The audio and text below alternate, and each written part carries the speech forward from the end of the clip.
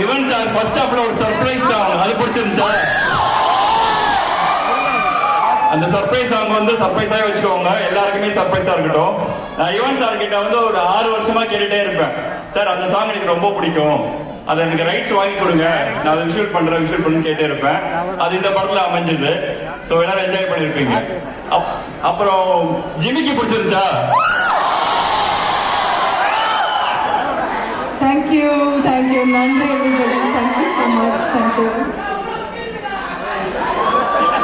Oh, thank you. Thank you. அவங்களுக்காக பழகிட்டா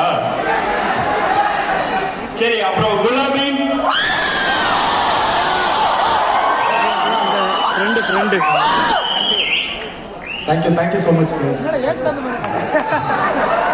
அவர் ரொம்ப ஷையா ஃபீல் பண்றாரு. ஒரு சின்ன